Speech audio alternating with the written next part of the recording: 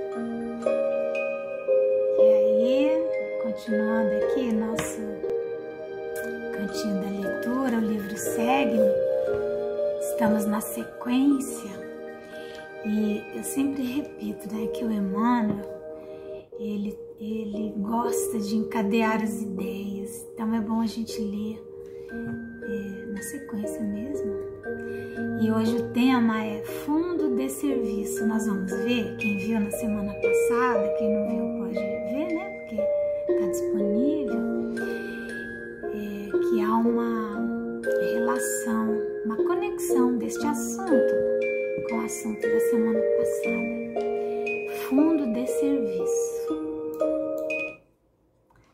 Tende cuidado e guardai-vos de toda e qualquer avareza, porque a vida de um homem não consiste na abundância dos bens que ele possui. Jesus, a vida, que é a vida afinal, né? Temos que meditar também nisso. Lucas 12:15. Frequentemente, quando nos referimos à prosperidade, recordamos de imediato posses e haveres de expressão material e reconstruímos na lembrança a imagem dos nossos amigos que carregam compromissos com a fortuna terrestre, como se eles fossem os únicos responsáveis pelo equilíbrio do mundo. Entretanto, assim agindo, escorregamos inconscientemente para a fuga de nossos próprios deveres, sem que isso nos isente das obrigações assumidas.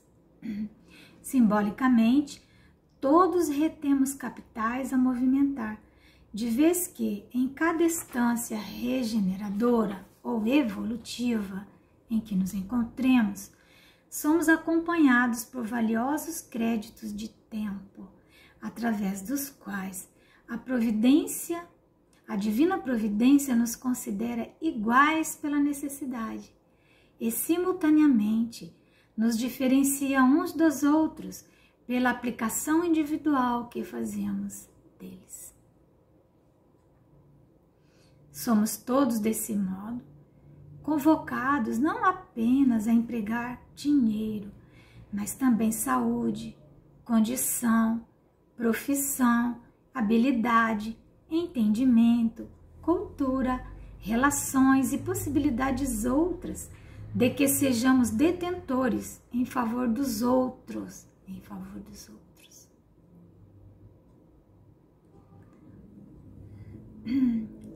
Porquanto pelas nossas próprias ações somos valorizados ou depreciados, enriquecidos ou podados em nossos recursos pela contabilidade da eterna justiça. Permaneçamos assim, atentos às menores oportunidades de ajudar que se nos ofereçam na experiência cotidiana, aproveitando-as quanto possível, porque se as nossas reservas de tempo estão sendo realmente depositadas no fundo de serviço ao próximo, no banco da vida, olha como isso é grave, no fundo de serviço ao próximo, no banco da vida, a carteira do suprimento espontâneo nos enviará, estejamos onde estivermos, os dividendos de auxílio e felicidade a que tenhamos direitos, sem que haja de nossa parte nem mesmo a preocupação de sacar. Então, a tarefa que precisa ser realizada onde quer que estejamos, a nossa missão. É comum que nós venhamos a delegar as ações mais dispendiosas àqueles nossos companheiros de jornada que possuem recursos financeiros. Muitas vezes fazemos críticas veladas, às vezes não tão veladas, aos nossos amigos que possuem riquezas materiais e dizemos, mas por que fulano não ajuda? Por que fulano não faz isso, não faz aquilo, não é?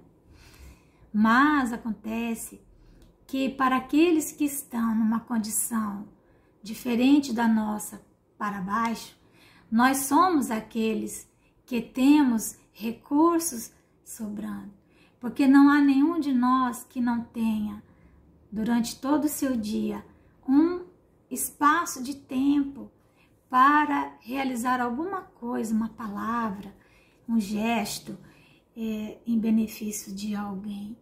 A vida estará sempre nos convocando.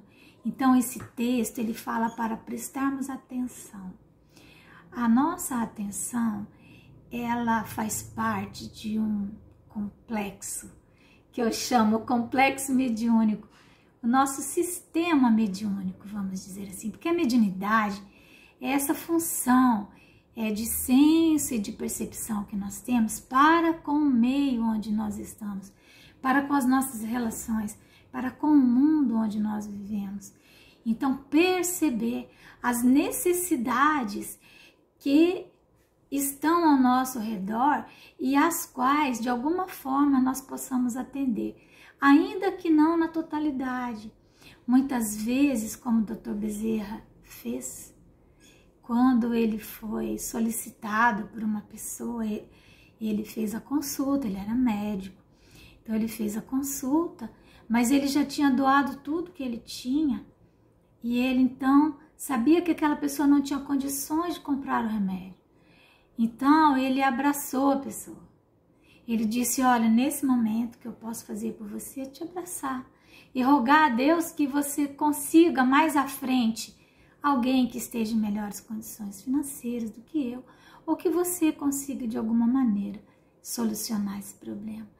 Então todos nós podemos sim fazer alguma coisa, um copo de água, quanto que nos custa? Aqueles que vivem nas ruas, eles sofrem a tortura, não é da fome apenas, é da sede. E eles nos relatam, os moradores das ruas, que a sede os tortura, que eles sonham à noite que estão tomando água. O que é que nos custa dar um copo de água? Mas nós nos encastelamos, nós nos tornamos, todos nós, senhores feudais em nossos castelos, em que o miserável não consegue chegar porque nós temos medo.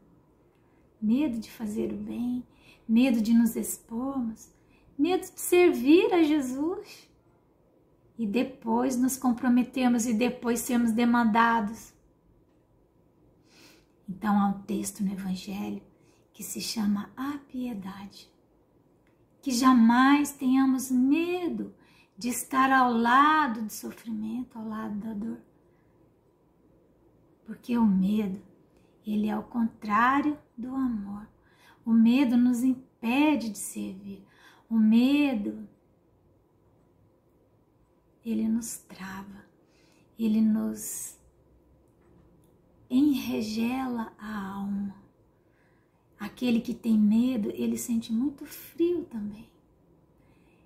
Então, pensemos nisso. O que é que nós podemos fazer, ainda que seja mínimo? Às vezes uma conversa, sentar numa calçada, conversar sem medo, né? Então que Jesus nos abençoe, que possamos refletir nesse mundo melhor que todos almejamos. Ele não virá por decreto, nós temos que conquistar. Então, até a próxima semana. Que Jesus nos abençoe.